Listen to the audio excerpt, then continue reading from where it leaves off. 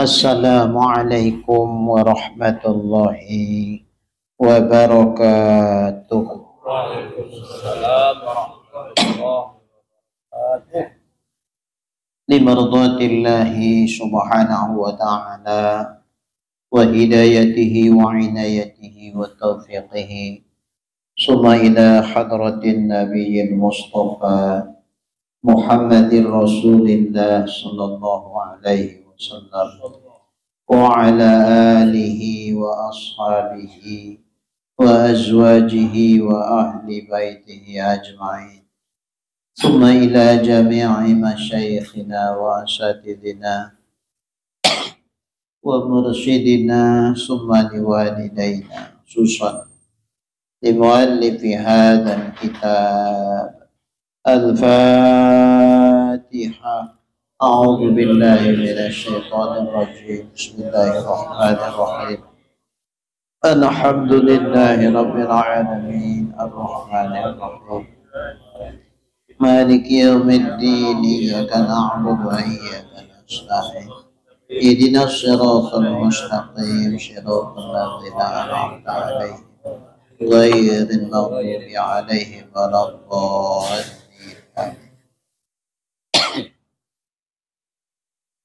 Alhamdulillahi rabbil alamin. Wassalatu wassalamu ala asyrafil anbiya'i wal mursalin wa ala alihi wa ashabihi ajma'in. Rabbi shrah li sadri wa yassir li amri wahlul 'uqdatam min lisani yafqahu qawli. Qala al-muallif rahimahullahu ta'ala wa adama nafa'na bi'ulumihi fid darain. Amin. Summa qala Allahumma hidayatan lis-shawab ya rabbal alamin. Ketahui olehmu hal-hal alam yang telah disebutkan itu, jika engkau pandang, maka engkau dapatilah ciptaan-ciptaan Allah yang indah dan teguh, namun semuanya itu mustahil qadim. Betapapun kita memandang, memperhatikan, mengamati alam ciptaan Allah yang begitu luar biasa, indah dan teguh. Kita tengok langit, kita tengok gunung, tumbuhan, bintang, matahari, bulan, dan seterusnya. Luar biasa. Lidah kita berdecak kaku melihat ciptaan Allah yang luar biasa. Namun sehebat apapun ciptaan Allah itu, semuanya mustahil qadim. Kalau mustahil qadim berarti wajib baru. Lawannya tentu wajib baru. Mengapa mustahil qadim wajib baru? Karena dia memiliki sifat-sifat baru. Setiap yang bersifat baru dipastikan zatnya pun baru. Mustahil zat yang qadim punya sifat baru. Sebaliknya juga sifat yang qadim mustahil ada pada zat yang baru. Sifat yang qadim pasti ada pada zat yang qadim. Sifat yang baru pasti ada pada zat yang baru. Itu kalau mau kita balik, zat yang baru pasti sifatnya juga baru. Zat yang qadim pasti sifatnya juga qadim. Jadi karena semua alam yang kita saksikan merupakan ciptaan Allah yang betapapun indah dan teguhnya, tapi dia tetap memiliki sifat-sifat baharu. Karena dia mempunyai sifat yang baharu, maka dipastikan zatnya pun baharu. Kalau zatnya baharu, maka mustahil dia qadim. Seperti itu kita memahami. Kata Imam Ghazali rahimahullahu ta'ala, tidak ada pada yang mungkin itu yang lebih indah dari apa yang telah ada. Jadi dipahami baik-baik kalimatnya. Tidak ada pada yang mungkin itu yang lebih indah dari apa yang telah ada. Dari apa yang ada nih, tak ada yang lebih indah dari apa yang ada.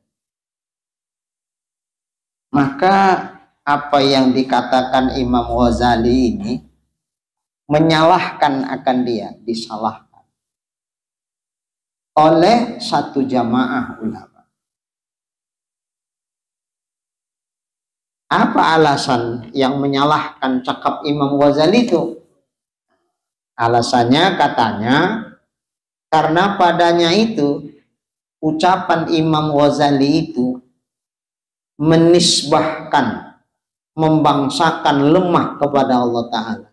Seolah-olah Allah tak kuasa menciptakan yang lebih indah dari apa yang ada. Seolah-olah begitu. Padahal kuasa tidak Allah menjadikan yang lebih indah dari apa yang ada. Kuasa. Lalu kenapa kok dikatakan Imam Ghazali pada yang mungkin itu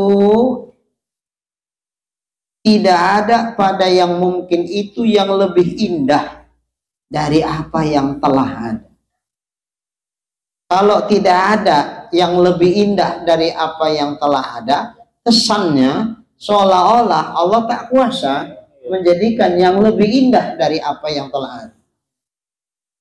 Nah, itulah maka disalahkan oleh sekelompok atau satu jamaah ulama apa yang dikatakan Imam Ghazali dengan alasan kesan yang dicakapkan Imam Ghazali itu seolah Allah lemah, tidak kuasa menjadikan yang lebih indah dari apa yang sudah ada. Kira-kira apalah jawab Imam Ghazali umpama dia masih hidup? Oh, tak pala Imam Ghazali yang jawab. Yang membela Imam Ghazali sajalah yang jawab. Maka dijawab oleh ulama. Nah, ulama yang mana pula? Ulama yang membela Imam Ghazali. Gitu. Tadi ulama-ulama yang menyalahkan Imam Ghazali. Nah, sekarang dijawab oleh ulama yang membela Imam Ghazali. Apalah Imam Ghazali yang berkomentar. Apalagi mungkin ini disalahkan, dikomen apa yang kata Imam Ghazali, sudah meninggalnya Imam Ghazali kan? Mana orang sudah meninggal bisa menjawab? Nah, cukuplah pembela-pembela Imam Ghazali saja. Apa kata mereka? Maka dijawab oleh ulama dengan beberapa jawaban. Yang paling baiknya dari sekian banyak jawaban itu, yang terbaik jawabannya begini, bahwa makna tidak ada pada yang mungkin itu yang lebih indah dari apa yang telah ada. Pengertiannya itu begini, karena tiada ta'aluk ilmu Allah dan tidak ta'aluk iradat Allah dengannya lebih baik darinya. Memandang itu, bukan memandang kuasa Tuhan membuat yang lebih baik. Kalau memandang kepada kuasa Tuhan membuat yang lebih baik, ya tentu mungkinlah Tuhan menciptakan yang lebih baik dari itu. Tapi kita harus ingat, kudurat Allah tuh sesuai dengan apa yang dalam iradat. Nggak lari. Yang dalam iradat nggak akan beda dengan apa yang dalam ilmu. Diketahui Allah apa yang dikehendakinya, dikehendaki apa yang diketahuinya, dijadikan Allah apa yang diketahui dan dikehendaki.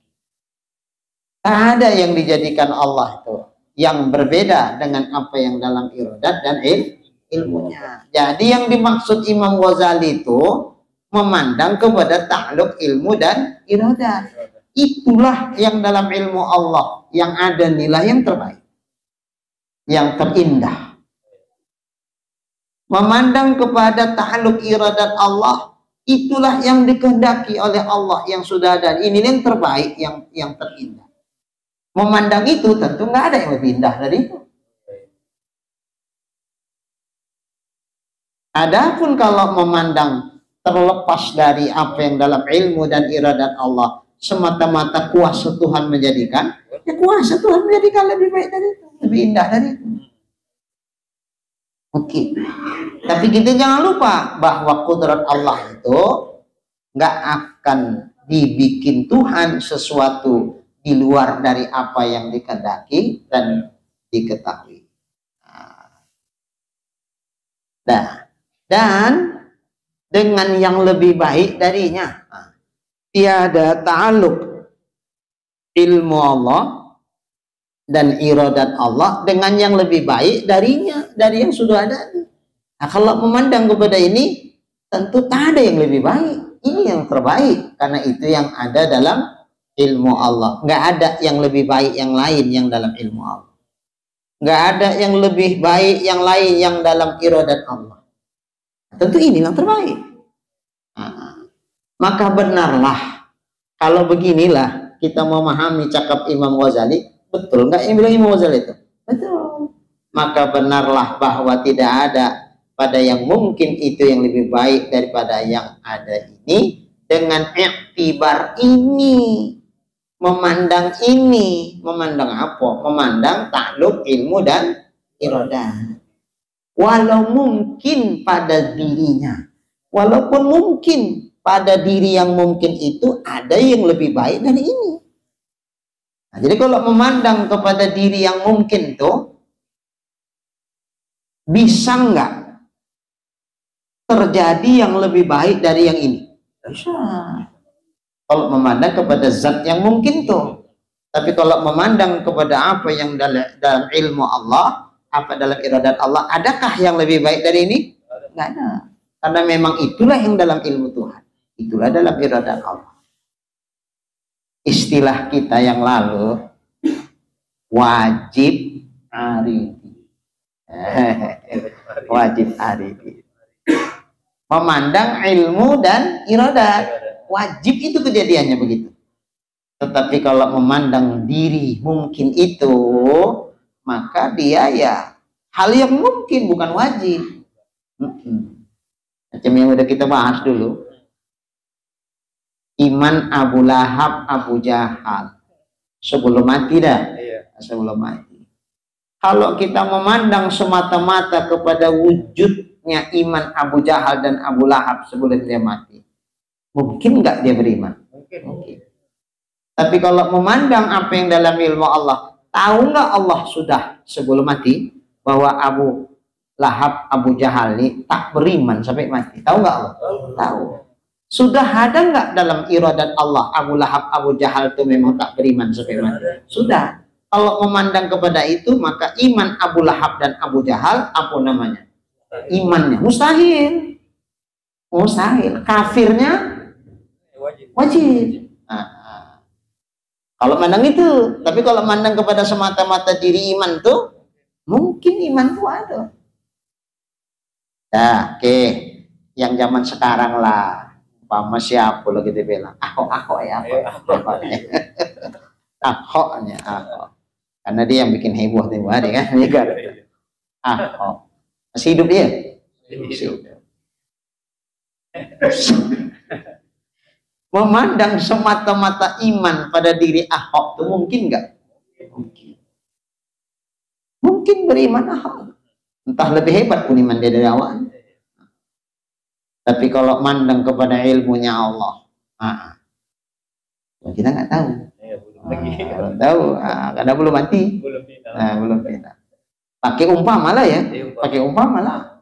Umpama memang diketahui Allah bahwa Ahok ini beriman, apa hukumnya pada akal iman Ahok tuh?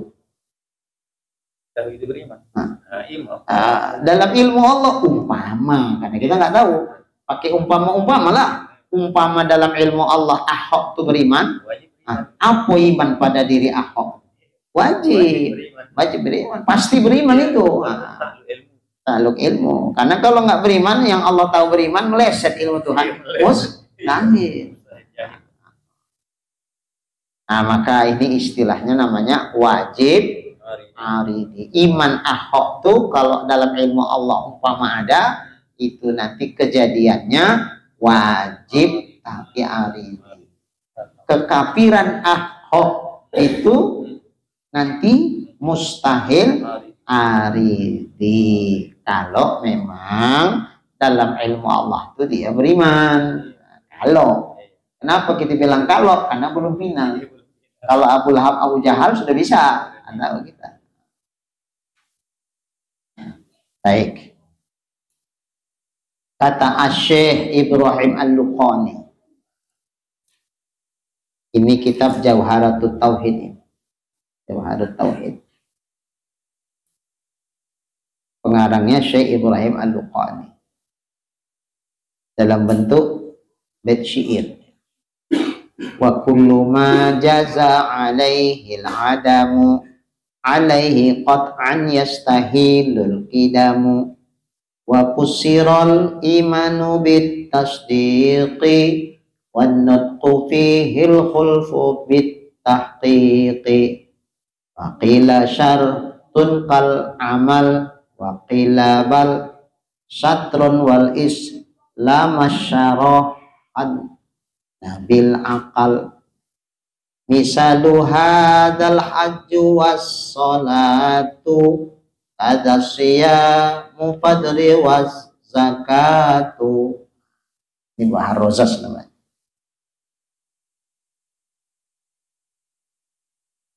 Bisa bisa. Bisa tak payah lagu dangdut nih. Cengkok-cengkoknya bikin awak bingung. Baik. Artinya tiap-tiap apa saja yang jais, apa itu jais? Diterima akal ada dan tiada. Tiap-tiap apa saja yang jais, atasnya tiada.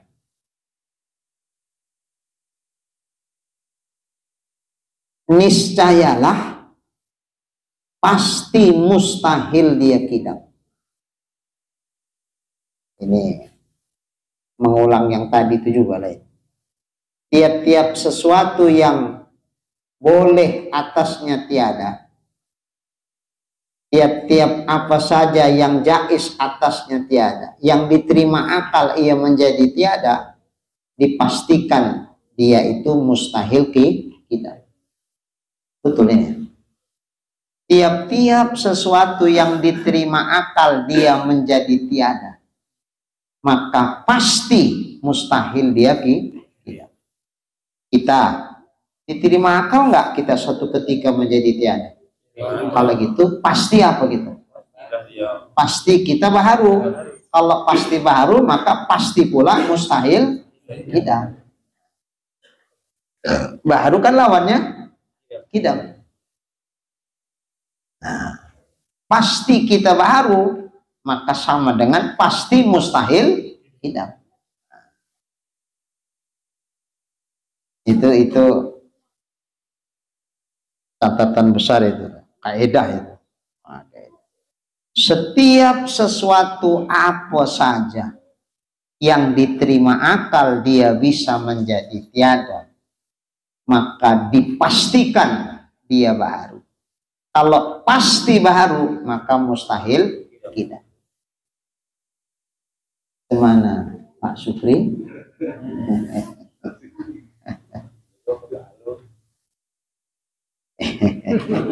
Contohnya ini kan pas nantinya ya. Oh, pas. Dan ditafsirkan iman itu dengan tasdik. Iman itu adalah tasdik bil qalb, pembenaran di dalam hati. Maka kalau kita mengimani Nabi Muhammad sebagai Rasul, artinya di dalam hati kita membenarkan bahwa Nabi Muhammad benar seorang Rasul. Kalau dalam hati kita Mengimani bahwa Allah itu ada, artinya hati kita membenarkan bahwa Allah itu ada. Jadi iman ditafsirkan dengan tasdik. Apa itu tasdik? Pembenaran di dalam hati. Tasdik bil qalb, pembenaran di dalam hati. Wan nutqu fihi al-khulfu bit tahqiq, dan menuturkannya, mengucapkan yang ditasdikkan dalam hati, seperti mengucap dua kalimat syahadat, asyhadu alla ilaha illallah wa asyhadu anna muhammadar rasulullah. Apa hukum mengucapkan itu? Menuturkan itu mengucapkan tasdik itu, mengucapkan iman itu, apalah hukumnya? Al-khulfu bitahqiq, itu terjadi padanya, pada hukum mengucapkan kalimah iman atau kalimah pembenaran dalam hati, yaitu mengucap dua kalimat syahadat, padanya itu ada khilaf, ada beda pendapat ulama dengan tahqiq, dengan pasti. Pasti ada perbedaan ulama tentang hukum mengucapkannya itu. Faqila, maka kata sebahagian pendapat, ada yang mengatakan an-nutq, mengucapkan tasdik atau iman itu, mengucapkan dua kalimat syahadah itu syartun, dia adalah syarat bagi sahnya iman. Ada yang mengatakan begitu, syartun, syarat bagi sahnya iman. Kalau amal seperti juga amal. Waqila, kata sebagian pendapat, bal, bahkan mengucapkan dua kalimat syahadat itu syatrun, bukan syartun. Apa beda syatrun sama syartun? Kalau syartun syarat, syatrun bahagian dari diri iman itu sendiri. Bukan syarat, tapi bahagian dari diri iman itu sendiri. Syatrun namanya. Wal Islam israhanna bil amal. Sementara menjelaskan, menyatakan keislaman itu, wal islama isharonnal islama bil amal. Begitu. Cuma namanya syair dibalik-baliknya. Maf'ulun bihnya didudukan daripada fi'il fa'ilnya. Jadi wal islama rohanna bil amal, maka nyatakan olehmu, isroh itu fi'il madi, fi'il amar. Harusnya fi'il amar itu mabniun ala sukun.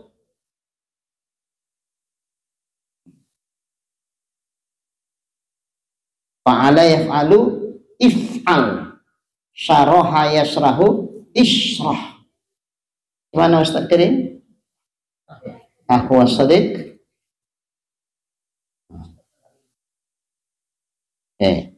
Ini cocoknya Karim yang jelaskannya, jangan lagi mualim. Harusnya isroh, tapi dipakai non taukid di situ, sakilah. Ketika ada non taukid sakilah, maka fi'il amar wajib mabni alal fathi. Jadi isroh menjadi isrohanna, nyatakan kamulah. Gitu. Mana fa'ilnya Karim? Fa'ilnya mana sih? Ada pura-pura kan. Sogan dia ada Pak Isa sini. Nanti salah adab aku katanya.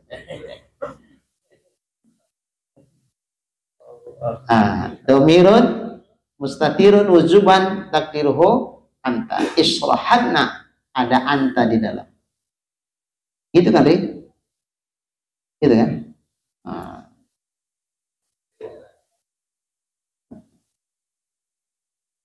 Pak Supri dulu madrasah. Wah, berarti udah lancar lah itu. Iya, spesial. Masya Allah.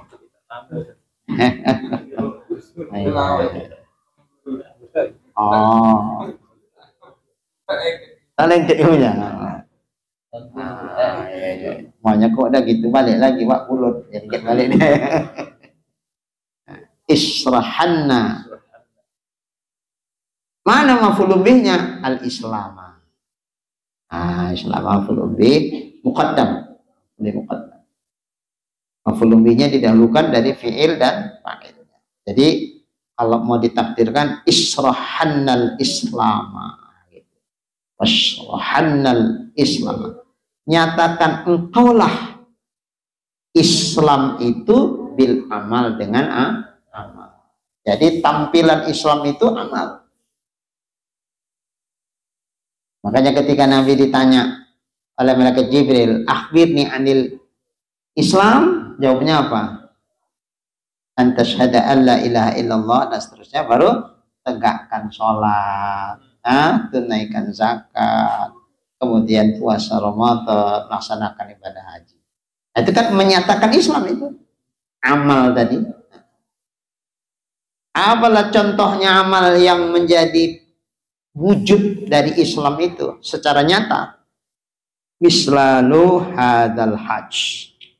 Misalnya yang ini seperti haji, pelaksanaan ibadah haji. Itu menyatakan keislaman itu haji itu.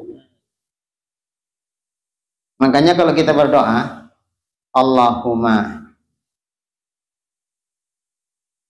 ya Allah, wa man tawaffaitahu minna fatawaffahu alal Islam atau alal iman? Wa man tawaffaitahu minna fatawaffahu, dalam doa alal iman. Wa man ahyaitana wa man ahyaitana fa'ahyina alal Islam. Ya Allah, orang yang kau hidupkan di antara kami, maka hidupkanlah dia di dalam Islam. Kenapa? Ya, orang hidup yang bisa sholat, orang hidup yang bisa zakat, puasa, haji, dan seterusnya. Kalau mati, ya Allah, siapa yang kau wafatkan di antara kami, maka wafatkanlah dia atas iman. Tak cocok atas Islam. Tak cocok orang mati, tapi saya lagi sembahyang, tapi segala macam. Maka cocoknya untuk yang sudah mati, iman. Ya Allah, matikanlah kami dalam keadaan iman. Tapi hidupkanlah kami dalam kondisi Islam, mengamalkan apa yang menjadi tuntutan-tuntutan iman itu, yaitu Islam. Apa contoh? Haji. Apalagi contoh? Sholat. Azas syiamu, demikian juga puasa. Fadri, maka ketahuilah olehmu. Wa zakat, demikian juga zakat.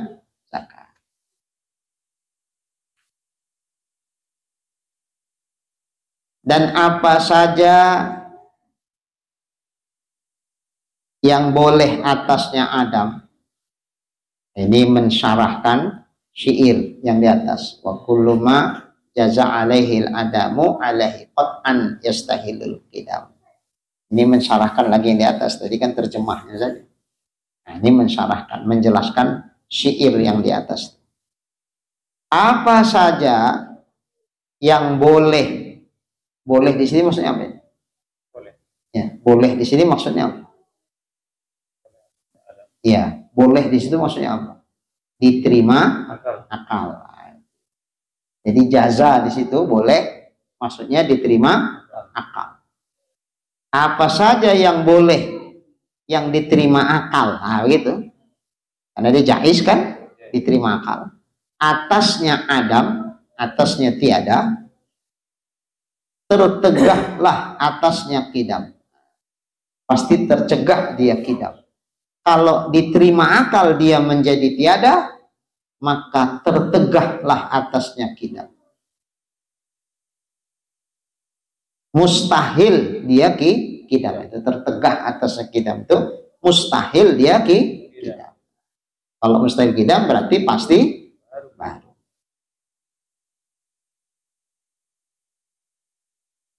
Ini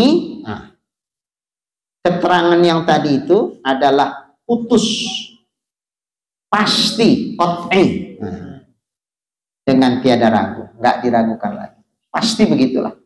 Setiap sesuatu yang diterima akal ia menjadi tiada, dipastikan dia tidak qadim. Dipastikan tercegah atasnya qidam. Berarti dipastikan mustahil dia qidam. Kalau mustahil qidam, pasti dia baharu. Yang macam begini sudah qat'i, putus.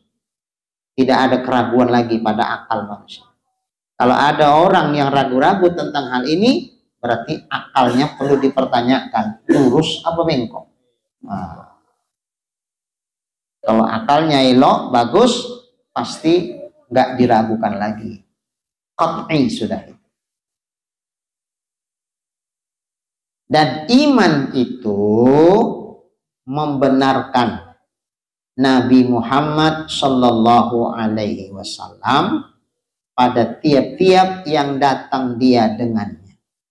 Maksudnya apa? Tiap-tiap apa yang dibawa Nabi, tiap-tiap apa yang diberitakan Nabi, maka ketika kita menyatakan diri beriman kepadanya, itu artinya kita membenarkan Nabi Muhammad terhadap apapun yang dikatakan.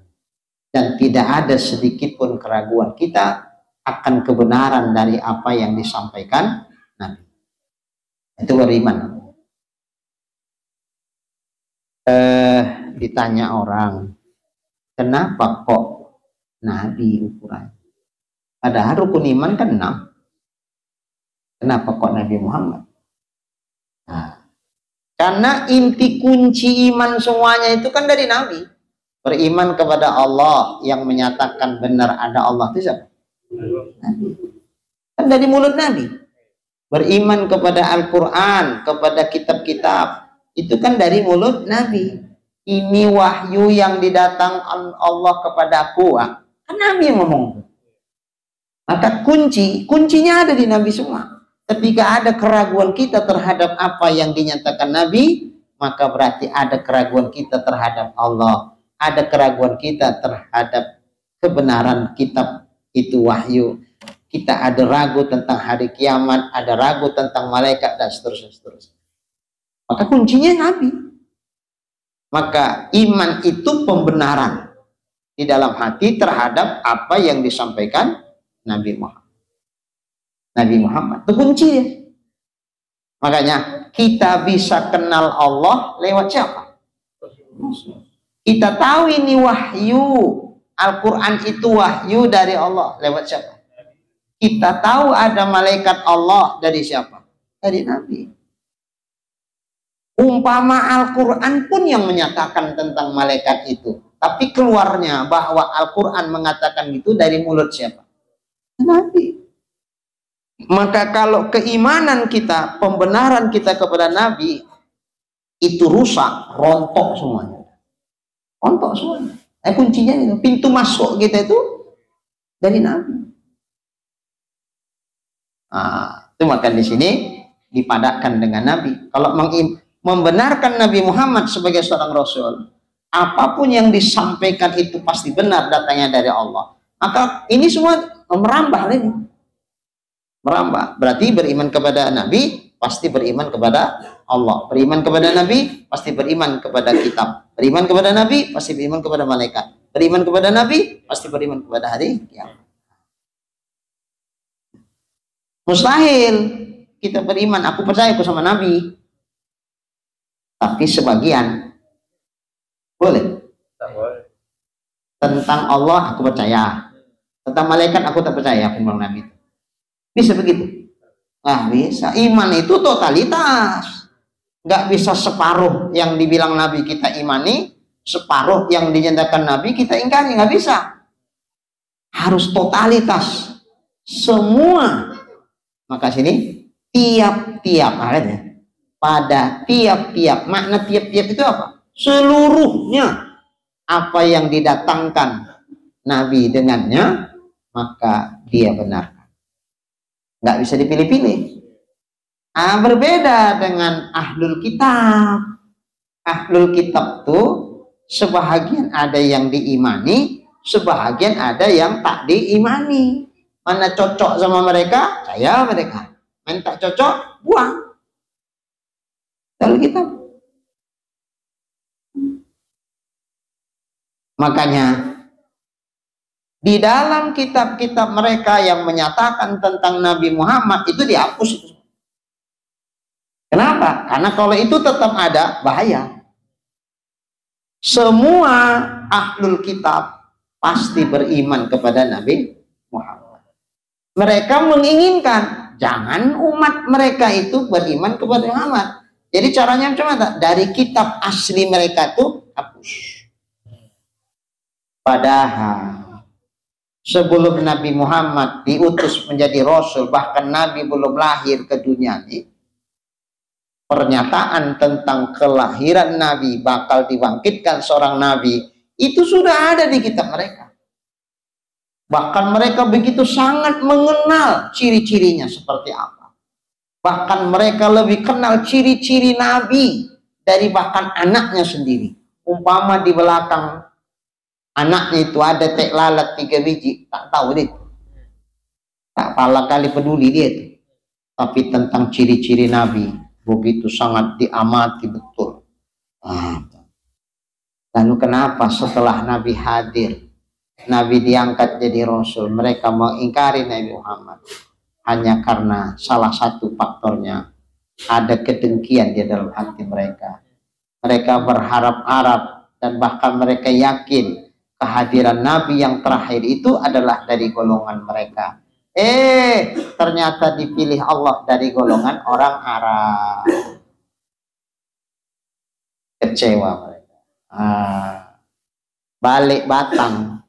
Tadi ditunggu-tunggu, tiba-tiba sekarang diingkari kehadirannya.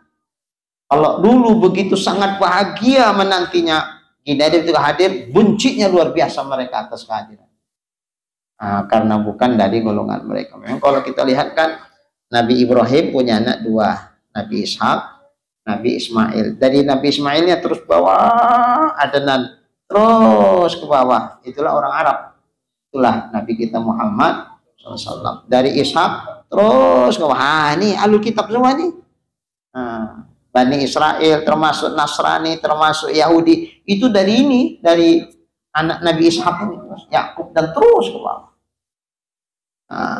Makanya nabi-nabi yang diutus pun di bawah itu dari keturunan Nabi Ibrahim dan sebelah pihak Nabi Ishak. Mereka sangat tidak menyangka kalau ternyata Nabi terakhir itu dari keturunan Nabi Ismail yang kemudian dari orang Arab. Kecewa sekali. Tapi buat ahlul kitab yang jujur, yang hatinya bersih, mereka pun tahu persis. Termasuk yang ketika saat Nabi dibawa oleh pamannya Abu Thalib untuk berdagang di satu wilayah, jumpalah dengan seorang pendeta namanya Buhairo. Ada yang bilang Bahiro. Terkejut ya? Pada diri anak ini ada tanda-tanda kenabian. Lalu ditanya, ini anak siapa? Siapa orang tuanya? Saya. Apa katanya? Bawa pulang aja. Gak usah diteruskan perjalanan. Aku mengkhawatirkan ada orang yang mengerti tentang dia. Timbul kedengkian di hati mereka. Aku khawatir dibunuh. Jadi Abu Thalib pun sudah banyak mendengar dari sejak kecil Nabi itu, dia pun sudah mendengar dari alul kitab, ini calon Nabi, ini calon Nabi. Cuman itulah kenapa kalau kita pikir-pikir secara logika ya, kok tak beriman lah Abu Thalib.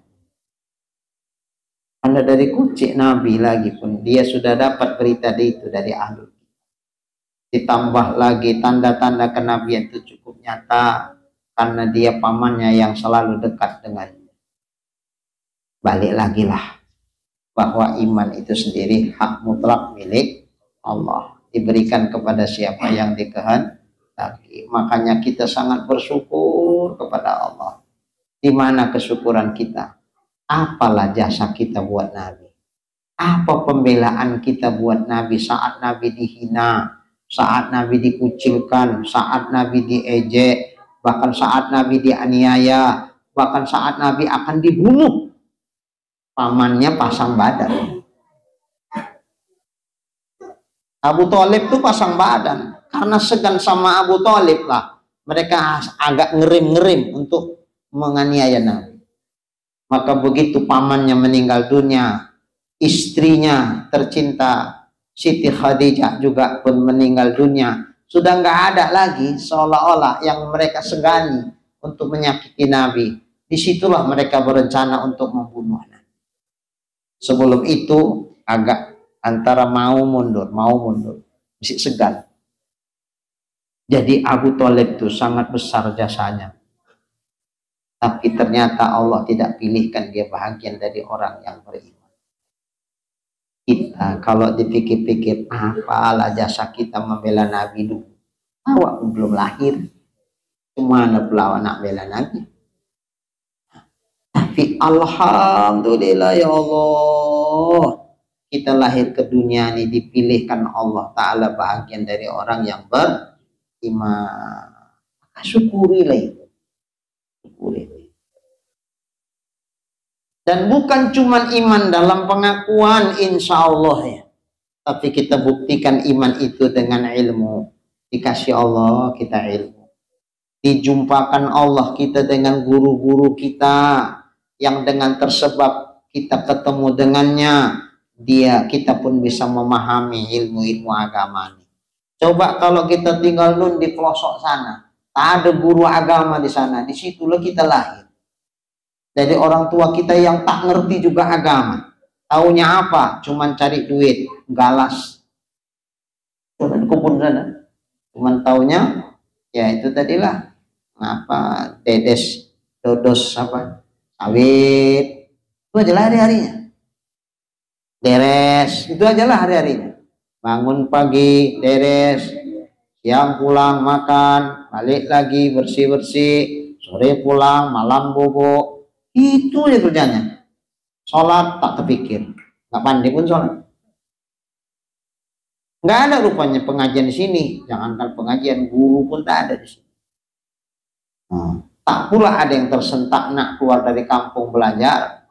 Kalaupun keluar, tak di mana pun mau belajar, tak tahu orang. Oh ada guru ngaji, sekedar jangan tidak, sekedar jangan tidak. Kalau di kebun-kebun yang mau sekedar jangan tidaknya. Tak apalah detail-detail macam kita gini. Maka alhamdulillah ya Allah, kita bersyukur dijumpakan Allah kita dengan orang-orang yang bisa membimbing kita, yang mengajarkan tentang agama dari mulai dasar-dasar agama waktu masih anak-anak sampai kemudian kita beranjak remaja sampai dewasa, terus makin halus ilmu tuh, makin halus, makin duduk makin paham. Ya Allah, ini sesuatu karunia yang sangat besar dari Allah Ta'ala. Maka syukurlah ini. Nah, syukur ya. Kita bisa mengaji gini pun kita syukuri.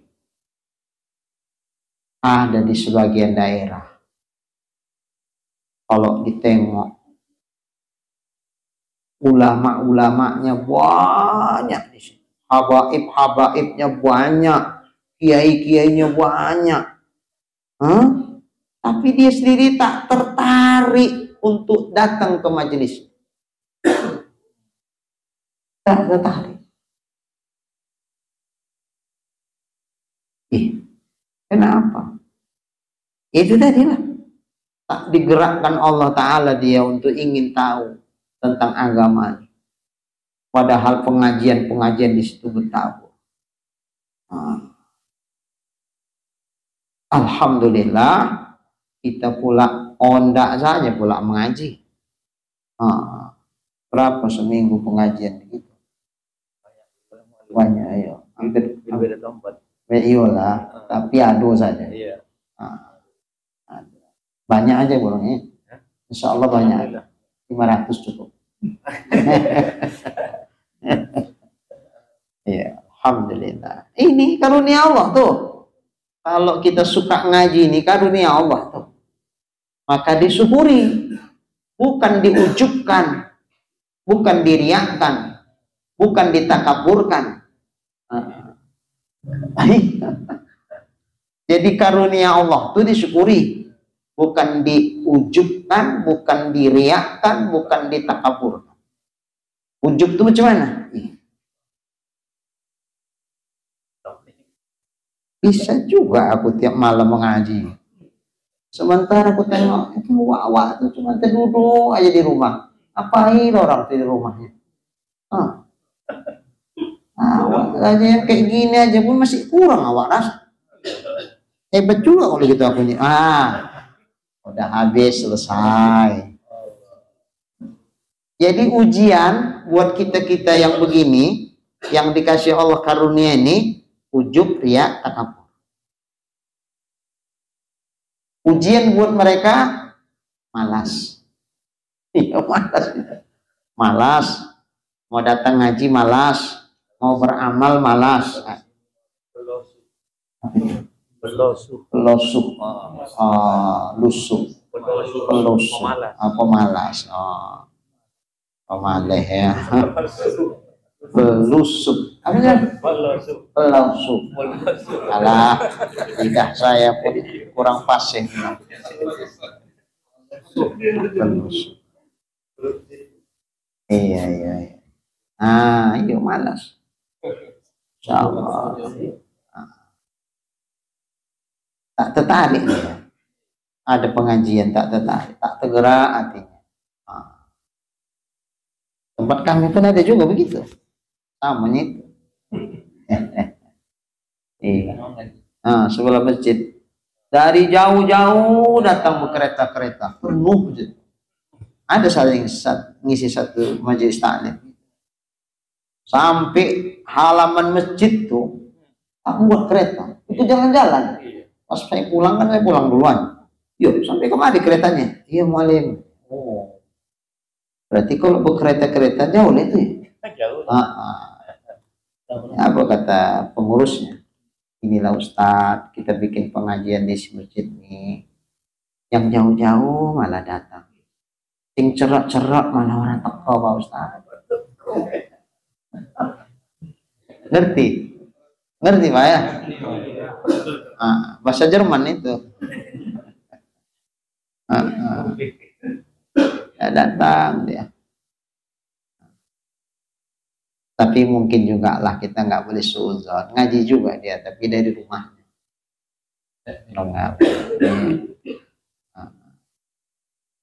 Baiklah.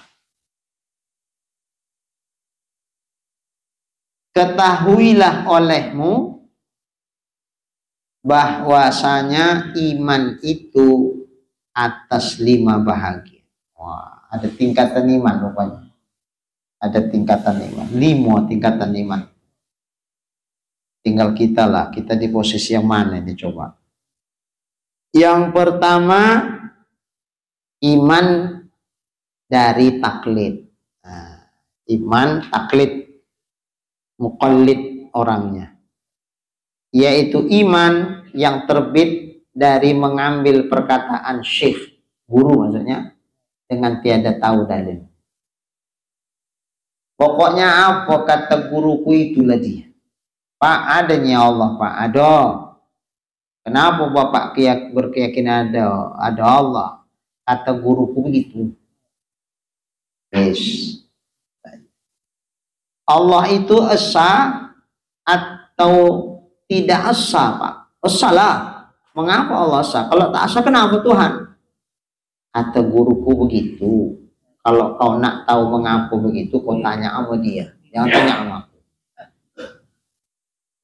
Pokoknya semua kata guruku. Kata guru.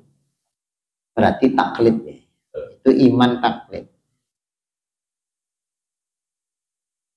Dulu sudah kita bahas nih, sah apa enggak sah iman orang taklid. Seumpama yang diikutnya itu berubah dari keyakinannya, lalu dia berubah juga dari keyakinannya, nah ini sepakat semua ulama mengatakan kafir. Belum sah imannya. Belum sah iman. Kenapa? Karena pada dasarnya dia nggak punya keyakinan. Karena keyakinan dia digantungkan dengan keyakinan orang lain. Aku kayak mana orang tua aja lah. Orang tua bilang ado, orang tua bilang tak ado. Nah, berarti tak punya keyakinan itu.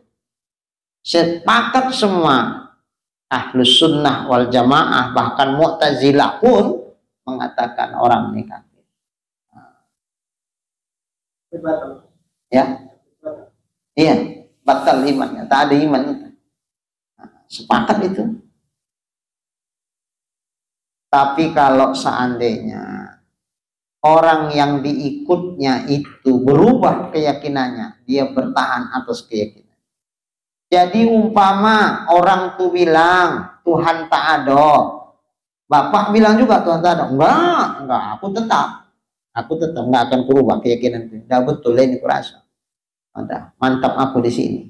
Orang tuh berubah orang itulah. Cuman kalau ditanya mengaku apa buktinya Allah itu ada, apa dalilnya, aku tak ngerti deh itu. Aku tak ngerti. Pokoknya aku udah yakin aja lah. Yang macam beginilah yang diperdebatkan ulama, imannya sah apa tidak sah. Mu'tazilah mengatakan imannya belum sah. Berarti masih kafir, ya. Sebahagian kecil dari Ahlus Sunnah wal Jamaah pun mengatakan belum sah imannya. Termasuk Imam Sanusi mengatakan belum sah imannya. Itu Ahlus Sunnah wal Jamaah itu Imam Sanusi katakan tidak sah. Tapi jumhur, mayoritas, sebagian besar ulama Ahlus Sunnah wal Jamaah mengatakan sah iman. Itu pula. Bagi yang mengatakan belum sah imannya, belum sah berarti kafir, ya. Tapi kafirnya nisbah akhirat. Nanti pada hari kiamat mereka kekal dalam neraka karena imannya enggak sah. Adapun hukum dunia, sebagaimana Nabi, orang yang sudah datang kepada Nabi menyatakan diri beriman dengan mengucapkan 2 kalimat syahadat, Nabi berlakukan kepada dia di dunia layaknya hukum Islam. Jadi untuk dunia, Mu'tazilah pun termasuk minoritas Ahlus Sunnah wal Jamaah kayak Imam Sanusi, ya hukumnya hukum orang Islam lah, hukum orang beriman lah. Untuk dunia, umpama mereka itu menikah, kita hukumkan sah nikahnya. Umpama mereka menyembelih, halal buat kita memakan sembelihannya. Umpama mereka mati, berkewajiban kita melaksanakan fardu kifayahnya. Umpama mereka mati, boleh kita kuburkan di perkuburan kaum muslimin. Nah, seperti itu hukum dunia. Jadi yang mengatakan kafir itu untuk nisbah hukum akhirat. Nah, seperti itu. Sementara kalau menurut kita Ahlus Sunnah wal Jamaah yang mayoritas sah imannya dunia wal akhirat. Cuma kalau mereka tak tahu dalil, karena malas nazar, malas meneliti dalil, malas berpikir mencari pembuktian kebenaran dari yang diyakininya, itu berdosa karena malas. Maka disebutlah dia mukmin asin, orang beriman dunia akhirat tapi maksiat dia karena nggak mau belajar, nggak mau berpikir tentang dalil. Nah, ini rata-rata awam orang Islam ini begitulah ya. Kalau mikirkan dalil malas orang tuh, tapi kalau mikir cari duit kali kan. Mana Pak Syukri? Kemana Pak dapat duit ini? Wah ini bisa dijadikan duit nih. Bisa dijadikan duit nih.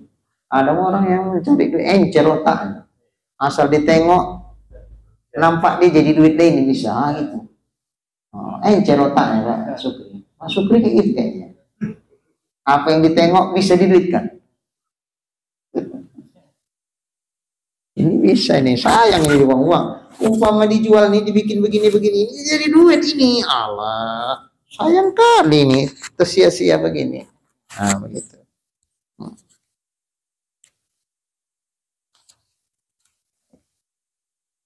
Tapi kalau suruh cari dalil, waduh, malas sekali memikirkan. Baik. Yang kedua, iman daripada ilmu. Apa itu? Yaitu iman yang terbit dari mengetahui aqaid dengan dalil-dalil. Nah, itulah dalil-dalilnya. Jadi bukan sekedar dia mengimani apa yang wajib diimani terkait Allah, terkait Rasul, tapi dia pun tahu dalil kenapa dia harus berkeyakinan. Betulnya ada Allah. Betul. Yakin Pak, hakul yakin. Apa buktinya? Bla bla bla bla bla bla. Jadi dalil ini mengkokohkan iman. Orang yang punya iman tak berdalil itu sangat rawan bisa digoyang imannya dengan subhat-subhat yang didatangkan orang. Subhat itu begini, seolah-olah itu betul tapi sebenarnya salah. Sepintas betul yang dibilang dia, tapi hakikatnya dia salah. Itu subhat namanya. Kita khawatir didatangkan subhat begini, goyang imannya. Apalagi yang mendatangkan subhat itu setan. Lebih parah lagi bosnya setan, iblis. Sekelas Nabi Idris. Nabi Idris pun didatangi iblis. Nabi Idris lagi menjahit pakaian jubah. Kalau di kitab Durus Samin, pakaian jannah katanya. Surga. Salah titik itu. Mana pula pakaian surga dijahit di dunia? Aduh saya. Kalau membaca kitab Durus Samin itu jangan pakaian ahlul jannah, pakaian jubah itu. Salah titik itu. Jubah, bukan jannah itu. Jubah. Jadi titik nonnya itu ke bawah. Pindah ke bawah jadi jubah, bukan jannah. Logikanya kan nggak nyambung. Masa pakaian surga dijahit di dunia? Iya. Jadi lagi jahit, tiba-tiba iblis datang dalam bentuk wujud manusia, nak menanamkan keraguan. Nabi aja nak dicoba-coba, coba lagi, apa lagi awak? Hei Idris, kuasakah Allah memasukkan bumi ini ke dalam kulit telur, ke dalam lubang, ke dalam cangkang telur? Nabi Idris udah nyambung ini. Inilah ini nih. Ini nak nyoba-nyoba aku ini. Maka kalau nanyanya nak nyoba-nyoba, jangan dijawab Pak Isa. Dibogim. Dibogim. Cemana bogimnya? Apa kata Nabi Idris? Tanggung yang kau bilang. Kulit telur nih, cangkang telur nih bosar itu. Lubang jarum yang kocik ini pun kuasa Allah memasukkan. Tanggung yang kau tanya itu. Cangkang telur itu masih besar. Lubang jarum nih, kuasa Tuhan memasukkan bumi itu ke dalam. Habis itu jarum tadi cucuk banyak matanya, cus buta sebelah. Makanya iblis matanya buta sebelah. Nah, makanya kalau kita tengok ada pula orang yang buta sebelah, jangan dibilang ini kurasi iblis, jangan. Belum tentu juga itu.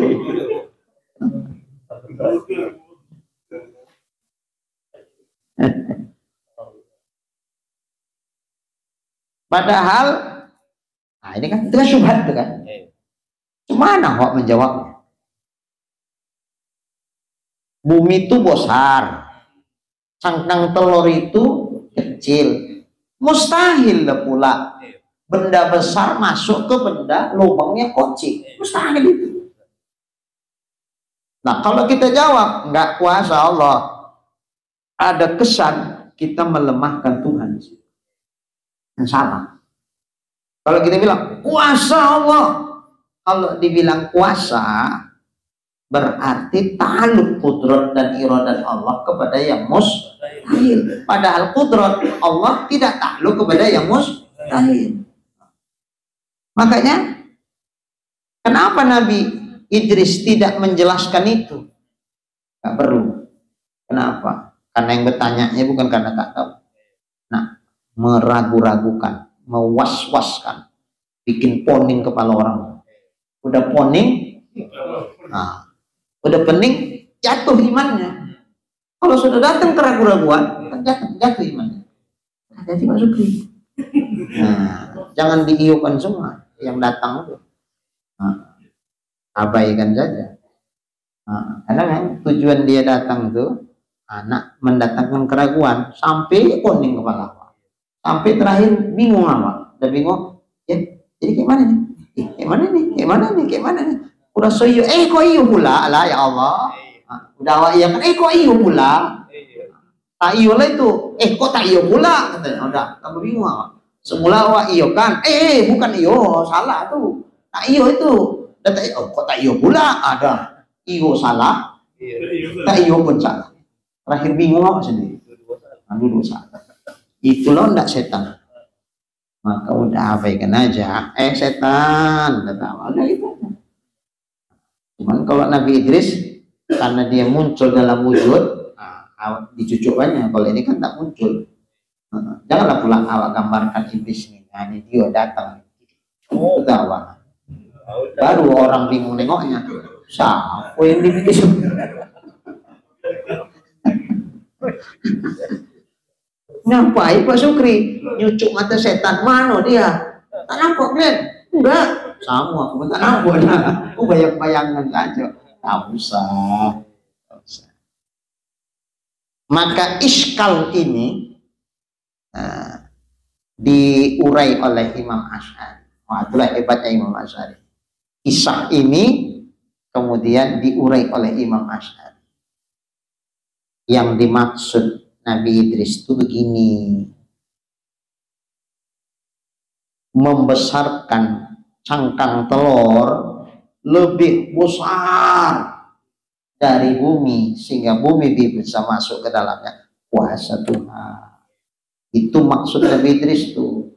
Atau dibikin Allah Ta'ala bumi itu kocik, lebih kocik lagi daripada cangkang telur tuh sehingga bisa masuk. Kuasa Tuhan mengecilkan bumi itu lebih kecil dari cangkang telur tuh. Itunya maksud Nabi Idris. Tapi mengapa tak begitu dibilangnya ke iblis? Oh, nggak perlu diurai begitu. Karena iblis membuat pertanyaan itu untuk menimbulkan keraguan-raguan, nak memadamkan cahaya iman di hati seseorang, maka tak perlu dijawab dengan jelas begitu. Maka dicucuk matanya karena dia berusaha untuk memadamkan cahaya iman, maka dipadamkan cahaya matanya. Pak, jangan sebelah. Ada nah, itu pelajaran satu aja. Kalau untuk menghukum biar Tuhan hukum dia. Itu pelajaran. Jadi iman terbit dari kita mengetahui akan akidah-akidah, keyakinan-keyakinan yang didasari dengan dalil-dalil sehingga lebih kokoh keyakinan kita itu. nggak bisa digoyang-goyang oleh syubhat, maka ini disebut iman daripada ilmu, iman ahlul ma'rifah.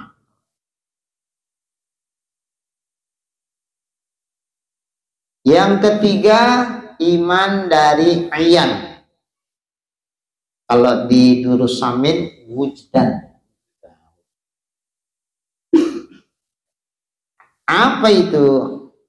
Yaitu iman yang terbit dari muraqabah. Hati bagi Allah Ta'ala sekira-kira tidak gaib darinya sekedip mata pun. Waduh. Pak Sukri udah gini. Udah begini. Udah sampai yang gini.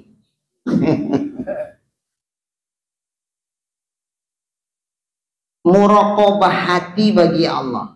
Apa itu muraqabah? Mengintai hati itu, memandang, fokus ke satu titik. Titik yang fokus pandangan hatinya itu hanya kepada Allah Ta'ala. Sekira-kira tidak gaib darinya sekedip mata pun. Tak hilang Allah tuh dari hatinya sekedip mata pun. Jadi kalau mau tahu kita macam mana muraqabah tuh, cak tengok kucing saat dia mengintai tikus. Kucing fokus ya, matanya tak kedip itu, badannya pun tak gerak tuh, dia tahan, dia bahkan 1 jam dia tahan. Nah, begitulah pandangan hati seorang hamba kepada Allah Subhanahu wa Ta'ala. Tak berkedip hati itu, tak gaib, tak hilang pandangan batinnya kepada Tuhan, walau cuman sekelingan mata. Nah, inilah dalam hadis ketika Nabi ditanya, akhbirni anil ihsan, beritahukan kepadaku ya Muhammad tentang apa itu ihsan. Yang pertama itu musyahadah, an ta'budallaha ka'annaka tarahu, kau sembah Allah seolah-olah kau melihat. Fa illam takun tarahu, kalau kamu tidak bisa merasakan seolah kau melihat Allah, fa innahu yaraka, sesungguhnya Allah senantiasa melihat akan kamu. Jadi pandangan batin dia itu ke Allah yang terus mengintai dia. Ya. Hatinya penuh dengan kesadaran, apapun yang kulakukan, apapun isi pikiranku, apa detak hatiku, semua itu diketahui dan dilihat oleh Allah Subhanahu wa Ta'ala. Maka nggak berani aku macam-macam. Dia merasa dipandang terus oleh Allah Ta'ala. Dia merasa diawasi terus oleh Allah Ta'ala. Tak akan hilang pengawasan Allah dari diri. Muraqabah.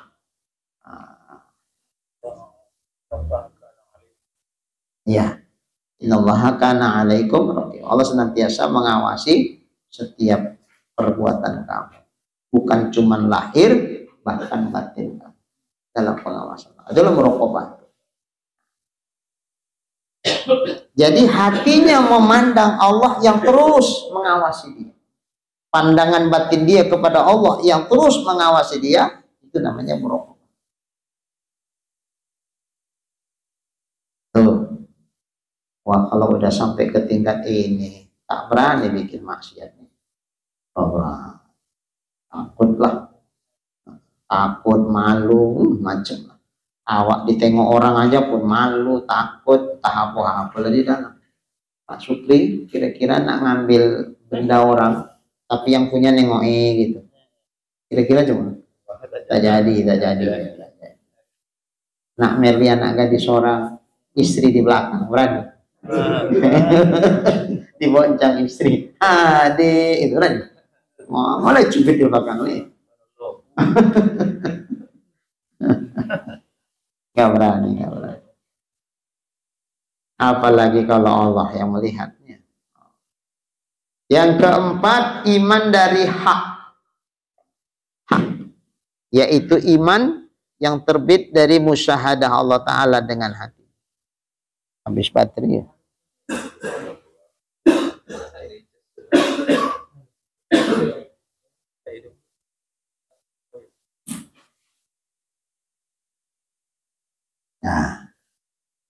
Inilah makom ihsan yang pertama, makom musyahadah.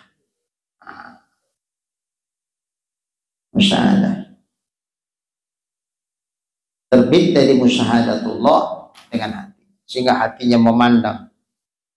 Kalau tadi muraqabah kepada Allah, ini musyahadah.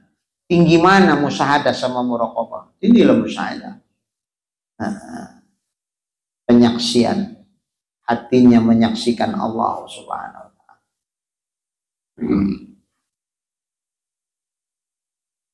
Yang kelima, iman dari hakikat. Apa itu? Yaitu iman yang terbit dari keadaannya tidak dia lihat kecuali hanya Allah. Sudah tak nampaknya lagi wujud yang lain. Yang nampak oleh hatinya hanya wujud Allah Ta'ala. Inilah la mawjud illallah. Itu yang paling tinggi. Paling tinggi iman itu sudah seperti itu. Maka taklid itu bagi orang awam. Kalau iman taklid mengikut keyakinan orang lain, itu kebanyakan orang awam begitulah. Makanya ngeri-ngeri juga nih. Jangan sampai awak jadi orang awam. Karena orang awam untuk akhirat diperdebatkan ulama sah tidak sahnya akhirat tadi kan. Takut kita. Karena yang mengatakan itu ulama juga. Bukan awak-awak sembarangan. Dan ilmu bagi yang mempunyai dalil-dalil. Itulah ahlul ma'rifah dengan dalil. Al-jasmul muwafiq lima indallah an dalil.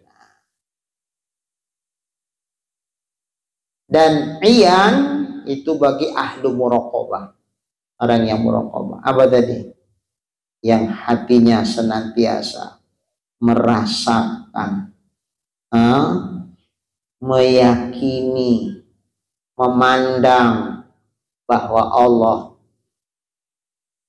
terus melihat dia tanpa henti, mendengar dia tanpa henti, mengetahui dia tanpa henti, terus dipandangnya oleh hatinya.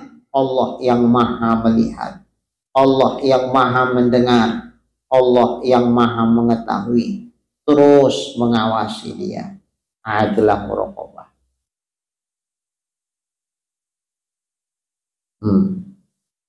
Ini pun dapatkan kali.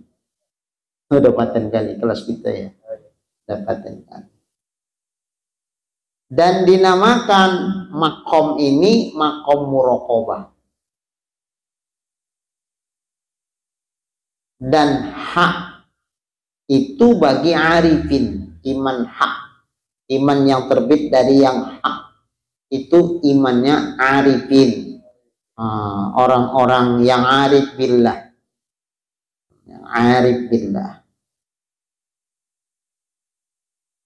dinamakan ini makom musyahadah. Itu orang yang hatinya sudah menyaksikan Allah, syuhud tajalli Allah dalam hatinya.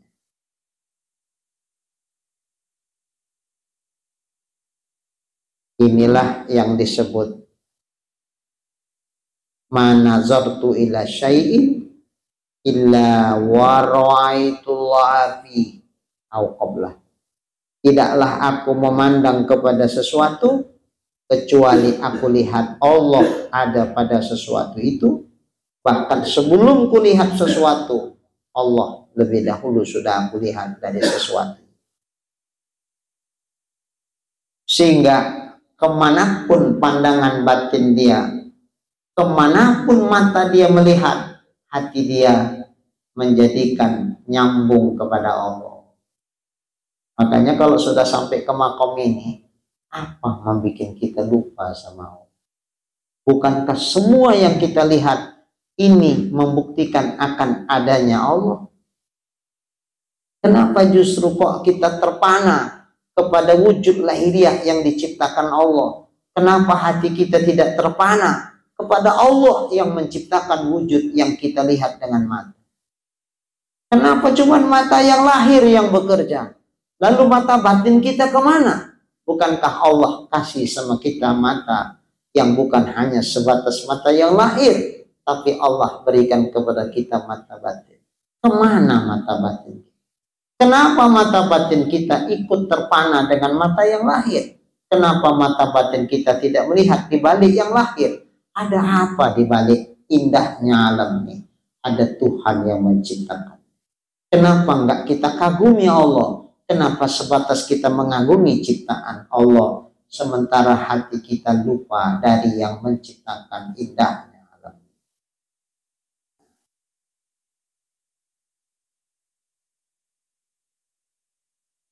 Kalau ditanya sama kita, semua yang menciptakan segala sesuatu, jawab kita apa? Pasti Allah. Maka kalau sekedar untuk sah iman, udah selesai di hati. Cuman soal ngecasnya itu, duluan yang lahir, apa yang batin. Kita makan, tadi lapar, kemudian kenyang. Kemana ngecas hati kita? Allah yang membuat kita kenyang, atau makanan ini sebagai sebab adat untuk kenyang? Ngecasnya kemana? Sama. Makan. Alhamdulillah, sepiring setengah tadi habis, konyang kurang. Tuh. Makan tuh. Nah, gitu juga, ya Allah hausnya, minum laku agak minum. Begitu hilang haus tuh, teringat kita ke air itu lebih tinggi menghilangkan haus sebagai sebab adat, atau Allahnya menghilangkan haus kita, bukan air. Kemana lebih ngecas hati? Harusnya ke Allah, tapi kenyataannya ini Allah, mantap kali kurasa minumnya. Sakit, kalau ditanya obat yang menyembuhkan atau Allah, pasti di dalam Allah. Tapi ketika kita minum obat kemudian terjadi perubahan, badan kita jadi terasa lebih segar, mana lebih ngecas, obat tuh apa Allahnya duluan? Obat. Begitu dibilang musyahadah, oh iya jauh lah. Kalau musyahadah, obat itu pun tak nampaknya lagi. Yang nampak itu cuma Allah. Umpama boleh dia bercakap sama obat, dibilang yang ini, obat, kau makhluk Allah Ta'ala, tak bisa menyembuhkan, tak bisa apapun. Hakikat menyembuhkan itu Allah. Tak ada sedikit pun hatiku bergantung sembuh sama kau yo. Tapi gitu pun ku minum kau karena Allah nyuruhnya. Karena dalam ajaran fikih syariat sunat pula minum obat. Nah, ku minum kau. Tapi tak ada sedikit pun hatiku ke kau yo. Jangan GR kau yo. Bismillah. Kalau boleh lawak cakapkan begitu ya. Nah, cuman kalau begitu bilang orang gila ya. Gitu. Makanya Umar bin Khattab waktu mencium Hajar Aswad tuh, apa dibilangnya? Hei batu Hajar Aswad, kau tak lebih dari sebuah batu. Kau tak bisa memberikan manfaat, kau tak bisa menolak mudarat. Seandainya tidak aku lihat Rasulullah mencium kau, tak aku cium kau. Tapi karena aku tengok Rasul mencium, aku ciumlah kau. Jadi semata-mata mencium tuh karena menengok Nabi mencium. Tapi di dalamnya ada apa? Nggak ada. Semua putus sudah kepada Allah. Mudrat datangnya dari Allah, manfaat datangnya dari Allah, tak ada dari batu. Lalu kenapa dicium? Nah, aku tengok Rasul cium, cium. Jadi mutlak di hati dia melakukan sesuatu atau tidak melakukan sesuatu, ittiba biar Rasul. Adapun di dalam udah bulat Allah. Nah, maka sering-sering ilmu belum juga lagi. Sering-sering jaddidu imanakum biqauli la ilaha illallah. Perbaharui imanmu. Maksud perbaharui itu bukan rusak, diperbarui, dimantapkan imanmu itu dengan kalimat la ilaha illallah. Sering illallah, la illallah, bikin 3.000 satu hari, jangan 300 lagi. Dan naik makom. Dan naik makom. 300 dulu itu. Setahun yang lalu. Setahun yang lalu. Ini udah 3.000 lah. Kata Ustaz Jaman gitu 3.000, mualim 3.000 aja mualim. 3.000 saya bilang. Ya. Tertidur, tertidur. Iya. Kalau nggak nyambung tidur, kalau nyambung semangat. La ilaha illallah, la ilaha illallah, la ilaha illallah. Nampak itu orang yang bertoriko ketika tuh lain tuh tekanannya. La ilaha illallah, la ilaha illallah. Enggak orang toriko itu. Kalau orang toriko nggak begitu dah. La ilaha illallah, la ilaha illallah, la ilaha illallah, illallah hantam. Dipunjamkan di situ. Makanya bukan kuatnya yang penting, hantamannya ke dalam. Kalau cuma kuat aja tuh apa? Capek yang ada. Siapa zikir? Di dalam apa rasanya? Nggak ada, capek aja. Jadi kuat dimaksud hantamannya, bukan kuat suaranya. Cuman kadang-kadang karena nak menghantamkan yang di dalam, yang di luar nggak sengaja keluar dia. Kayak orang nonton bola, maniak. Itu begitu bola sampai kotak penalti, kakinya begini nih. Padahal itu reaksi dari dalam itu. Bukan honda dia menendang, bola tak ada depan bulanan, tapi kakinya gini-gini. Alah. Itu reaksi dari dalam aja itu. Maka kalau ada orang berzikir kuat yang reaksi dari dalam, itu bukan kuatnya itu yang dimaksud dia, hantamannya itu. Cuman kadang-kadang tak tertahan dia dari dalam, muncul keluar. Jadi bukan keluarnya, dalamnya sebetulnya juga penting. Ya ada Pak Sukri biasa zikirnya tenang. Itu. Tapi hantamannya dahsyat di dalam. Ada orang Allah, cuman capek aja nggak ada. Ngerecok orang aja. Nggak bisa tidur orang dikit. Jam 3 malam belum. Gitu.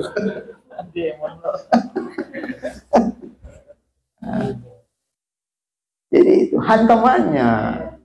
Makanya selalu dibilang orang tuh zikir kau tuh diisi, jangan kosong. Diisi apa isinya?